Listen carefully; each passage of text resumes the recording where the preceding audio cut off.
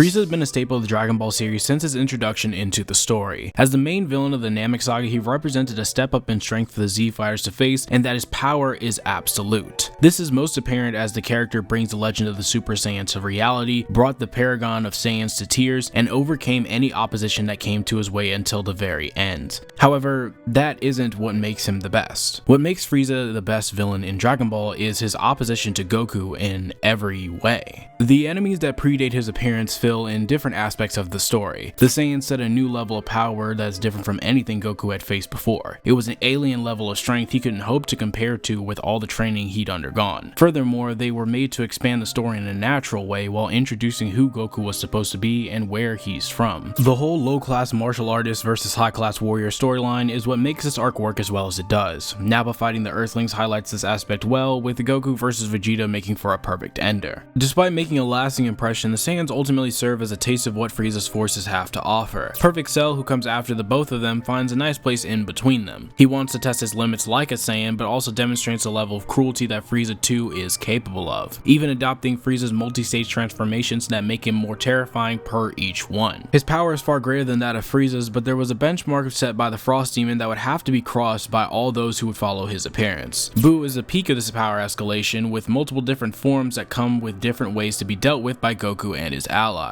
The solutions used to win against the Saiyans, Cell, or Majin Buu had some concrete path prior to the introduction of those solutions. Of course, Goku's friends and family would come back for him. Gohan's immense potential had to be awakened at some point to defeat a huge threat. The training of Goku in Otherworld had to pay off somehow, or the gods would have to help in some way because they dragged the threat of Majin Buu to the story's doorstep. In one way or another, there is a set solution for each of these threats. Frieza never had that exact fix. There was no telling what exactly a Super Saiyan was or what it was supposed to look like. Uncertainty is what Frieza brought to the table over all others before or after him. He's an uneasy character to look at, with his small design embodying the David versus Goliath imagery often applied to Goku. The role reversal shows that Goku, despite being an underdog, is facing a threat that breaks through the idea that was supposed to work for him. This role reversal is portrayed by Vegeta versus Goku to a lesser effect, because Vegeta found that by changing into the Goliath, he could defeat Goku. Frieza resorts to this kind of tactic too, except it makes him closer in size rather than giving one an outright advantage in the size department. There's even a mirror of both of them surviving the Spirit Bomb, the key difference being the scope of the attack. Goku's final technique that allows all of the threatened organisms a way to fight back against the danger to them, no matter how small the energy it contributes to a greater whole, forming a massive ball of energy eclipsing the one used in the Saiyan saga, one Vegeta couldn't have come back from, yet it's not enough to take down Frieza. At this moment, when Frieza comes back from that attack, it says one thing, that no matter the amount of allies you have, power you gather from them, or the techniques you have, it will never be enough. Frieza is too strong to lose.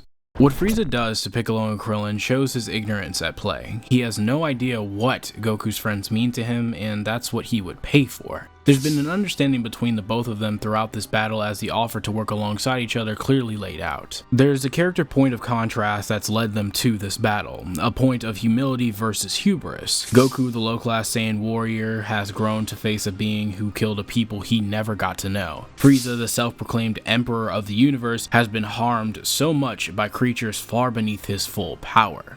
Goku never underestimated Frieza. Frieza underestimated Goku. Frieza has these flashy, not grotesque bodily transformations to achieve greater power, while Goku has a simple transformation that changes almost nothing except for his hair color, style, and power level, but is introduced by intense emotional anguish. The other aspect of the transformation process for both of these characters is that there's a difference in how they achieve greater forms of power. Goku slips so easily into this new power, especially in the manga. On the other hand, Frieza takes multiple panels to transform into his powered up states. For Goku, it is a simple change because he's used to gaining new power. Frieza isn't even used to using his natural strength. Accompanying this, there's an irony that the myth Frieza tried to deny so badly is realized because of his actions, pushing him to his 100% so he can take on the embodiment of his fears. The battle that ensues only happens because Goku wanted to get a thorough revenge on Frieza that never happens because he isn't like him. Goku's emotions made the Super Saiyan transformation, but Goku's rationale made the battle go as it did. He knew his opponent better better than Frieza knew him. However, Goku didn't know that Frieza couldn't handle the existence of someone stronger than him who was supposed to be his inferior. A person who has never given something that they are shown cannot understand what they are being given. In that way, Frieza is more primitive than any ape. Frieza's place in this series is one filled with highs and lows, moments of likable self-indulgence, and expected underhanded tactics. In every way, he is the opposite to Goku, from his refusal to train, innate strength, and use of power to conquer. Although Frieza would go on to return in the beginning of the Android Saga and Super 3 different times to cause problems, no other appearance has left a mark on me as a reader since his introduction on Namek. The end of the Tournament of Power was far too good for him if you ask me. He is a super intergalactic tyrant, terrorist, and mass murderer, and then every other crime in the book probably. Questionable decisions aside, he remains the best villain in the series, and also